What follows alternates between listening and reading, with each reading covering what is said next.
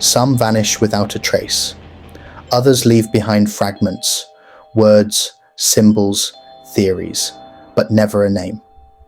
Throughout history and even in our hyper-connected world today, there remain those whose identities continue to defy logic, investigation, and time.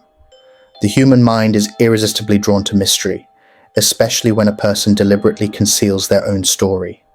Who are they? Why did they hide? And what truths might they have taken to the grave? In this video, we venture beyond the usual YouTube rabbit holes into 5 lives that remain shrouded in secrecy. These are not your typical internet mysteries. These are stories whispered through archives, etched in rare books, spoken of in niche forums, and rarely seen in mainstream video. Today, we uncover a reclusive novelist whose real name is still unknown, a 20th century alchemist who may have discovered more than gold, a legless castaway who never spoke a word, a homeless man whose journals captivated millions, and a digital ghost who may have revolutionized global finance. This is not just about mystery, it's about the enduring power of anonymity. Let's begin.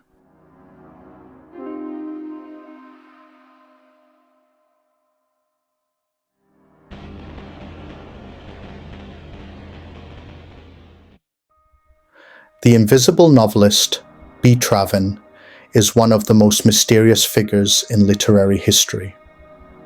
Known for novels like The Treasure of the Sierra Madre, his work speaks to themes of exploitation, class struggle, and rebellion. But ask any scholar who he was, and the answer will be a speculative shrug. The dominant theory identifies him as Rhett Marut, a German actor, anarchist, and radical publisher active in the early 20th century. Marut fled Germany after the collapse of the Bavarian Soviet Republic in 1919, a socialist experiment violently crushed. Facing a death sentence, Marut disappeared. Shortly afterward, a mysterious author appeared in Mexico, Traven. Traven's books were first published in German, despite his claim to be American and writing originally in English. The inconsistencies in his biography are stunning. He submitted manuscripts through intermediaries, avoided the press, and refused to be photographed. He was a ghost, even as he gained fame. In one bizarre episode, when John Huston adapted The Treasure of the Sierra Madre into a film, Traven sent a man named Hal Croves to act as his representative. Many believe Croves was Traven himself. Even Huston suspected it. The aliases piled up: Hal Croves, Torsvan, Marut, Traven. His widow, Rosa Elena Lushan, later confirmed he had been Rhett Marut, but she too maintained an air of secrecy. Was he hiding from political enemies? Was it an artistic choice to ensure the work spoke for itself? Or was his anonymity the final act of rebellion against a world obsessed with identity and fame?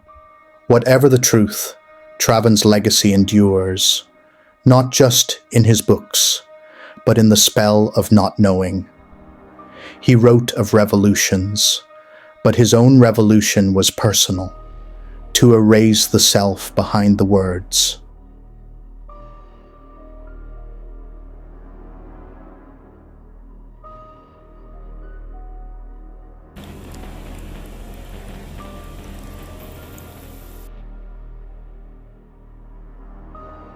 The alchemist who vanished, Fulcanelli, a name that whispers through the halls of occult literature like smoke.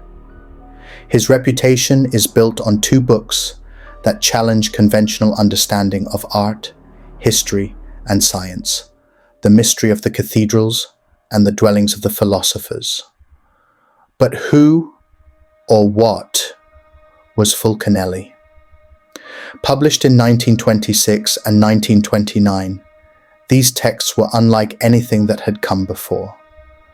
They proposed that Gothic architecture was a coded language, a stone-bound manuscript hiding the secrets of alchemy.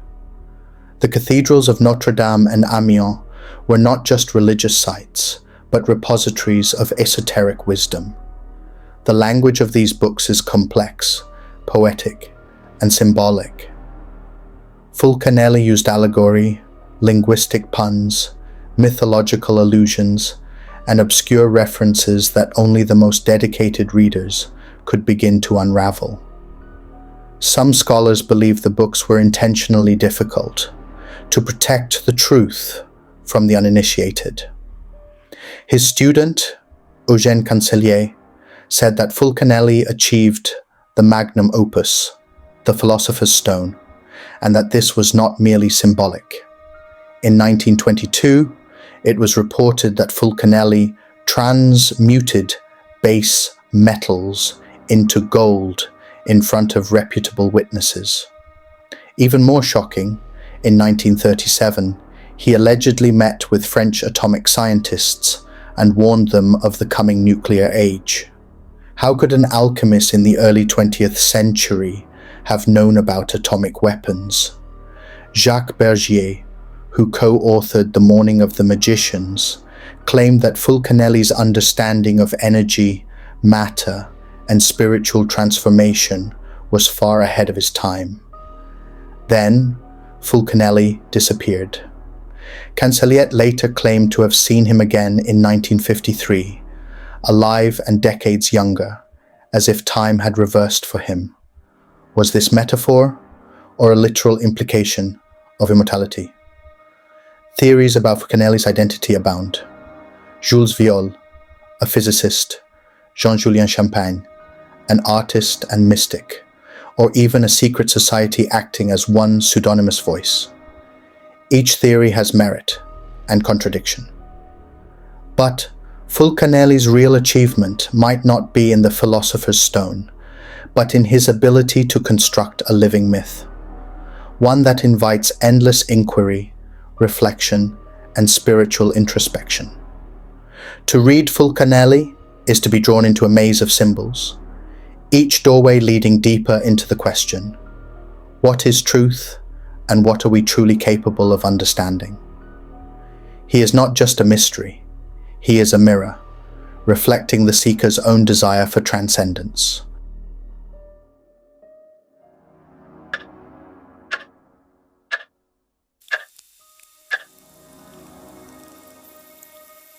On a cold day near Sandy Cove, Nova Scotia, two fishermen stumbled upon a man lying beside a large rock.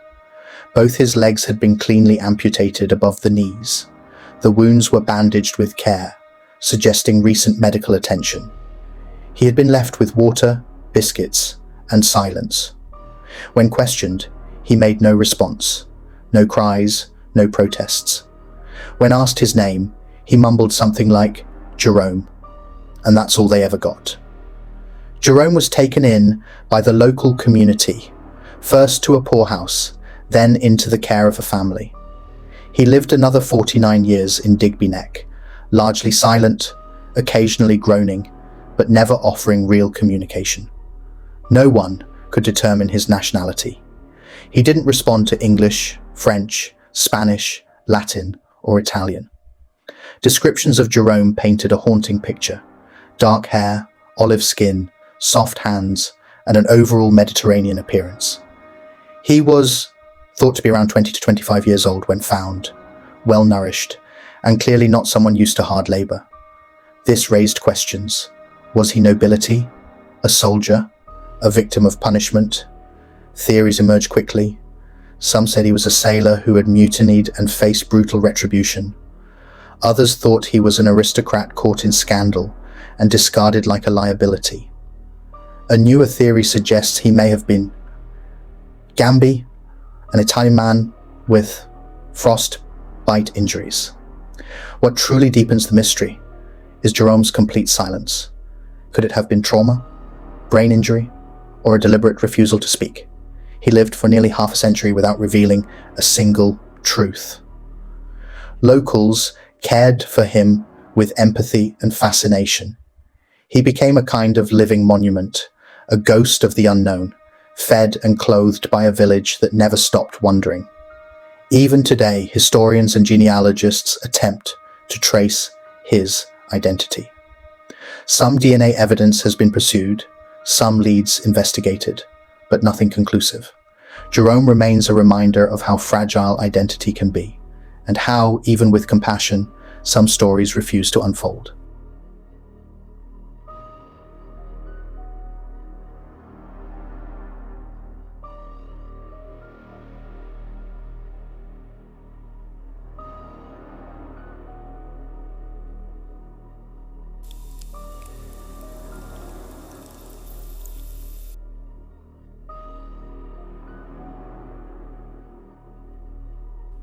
The Invisible Writer. In the shadows beneath the rumble of trains in Astoria, Queens, lived a man with no home, but a story powerful enough to echo through time. He called himself the Cadillac Man, not because he owned a car, far from it. He was homeless, surviving on the streets of New York City for over 16 years. The name came from an accident. He once collided with a Cadillac's hood ornament, the iconic crest cutting into his skin. That mark became his badge, his armor, his identity. But what made the Cadillac Man truly enigmatic wasn't the name. It was the words. Armed with spiral-bound notebooks and a pen scavenged or donated, he chronicled his life with raw precision and poetic insight. He wrote in the dead of winter, in the sweltering heat, under viaducts and in shelters. His entries were filled with blistering honesty about addiction, violence, humor, hope, fear, the constant threat of police harassment, and the quiet solidarity among the city's unseen. He wasn't just surviving, he was documenting, observing, preserving a world invisible to most New Yorkers. Hundreds of thousands of words poured from his pen, and somehow they reached beyond the concrete.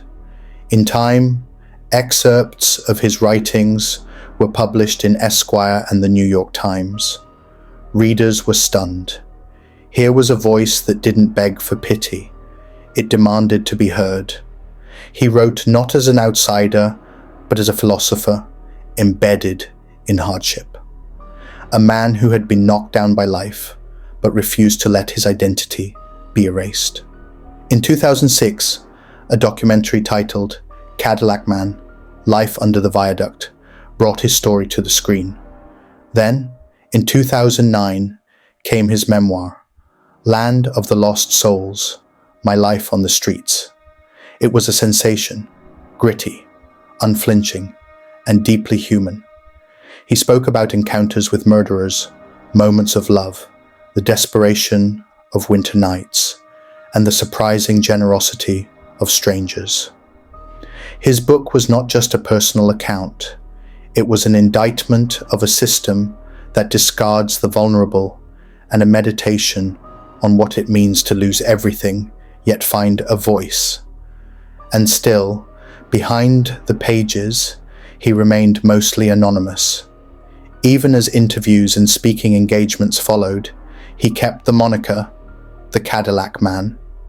He revealed his name only sparingly, Tom Wagner, but even that, some say, could be another mask. What made him so intriguing was this blend of openness and opacity. He showed you his soul, but never his full face. He let the world into his trauma, but kept its origins veiled. Eventually, in 2015, he secured housing, but then he disappeared from public life just as quietly as he had entered it. Where is he now? Did he retreat into privacy, content that his words had found their audience? Or was Cadillac Man always more myth than man? A persona built to contain pain, brilliance, and anonymity all at once? We may never know. But what's certain is this: he turned the most marginalized life into literature. force society to look where it never does, and prove that sometimes the clearest mirror of humanity is held by the invisible. He didn't just survive the streets, he rewrote them.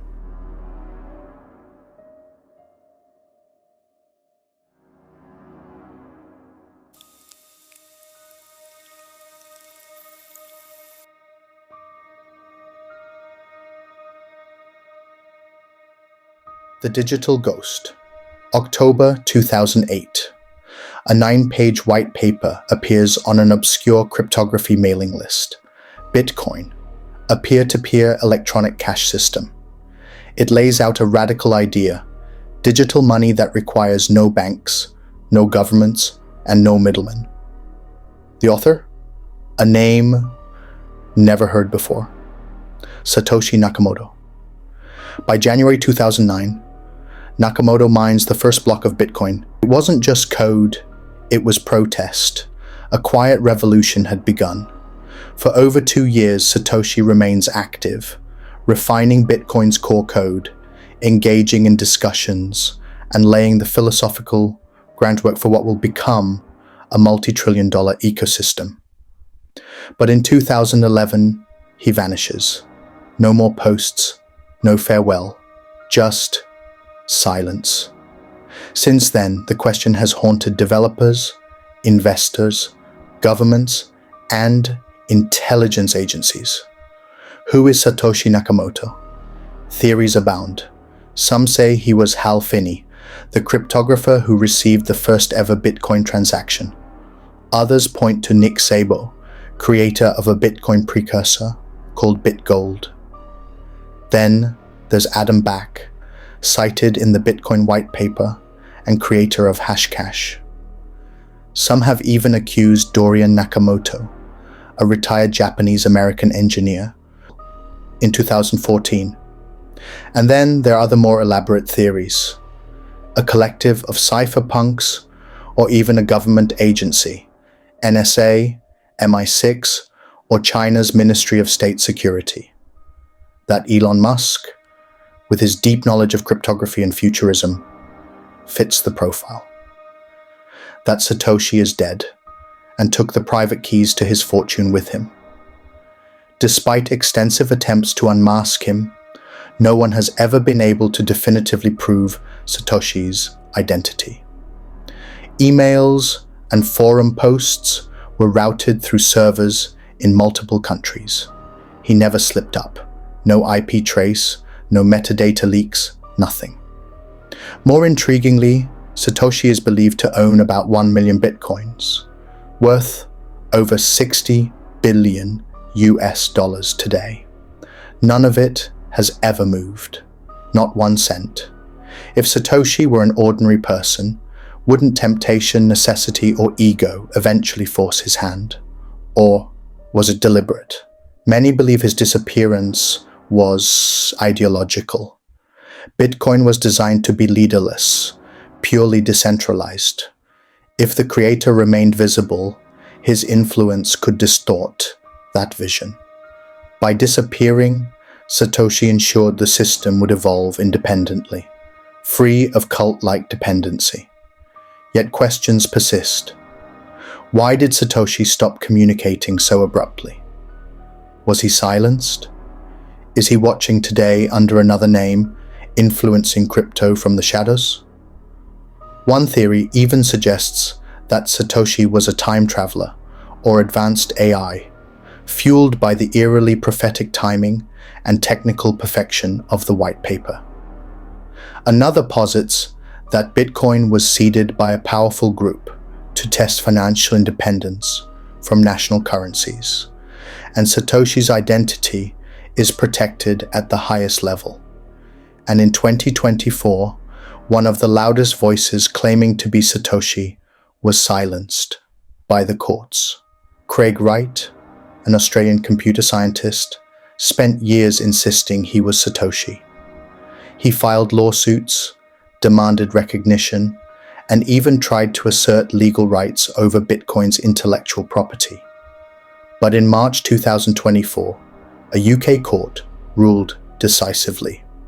Craig Wright is not Satoshi Nakamoto. The judge found that Wright had forged documents, given false testimony, and presented no credible evidence linking himself to Bitcoin's creation. It was a landmark ruling, a public unmasking of a false prophet. Another name crossed off the list. Another mystery deepened. Whether man, machine, or myth, Satoshi Nakamoto's legacy is unmatched. He created a new kind of trust. A currency without a central bank. A movement without a face. In vanishing, he became more than a developer.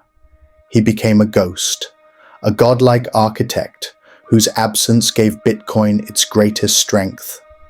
And in a world obsessed with surveillance, exposure, and identity, Satoshi proved that the most powerful figure might just be the one you never see.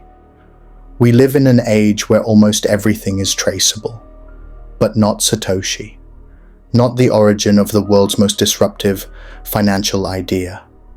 He gave us a revolution and disappeared before we could say thank you or ask him why.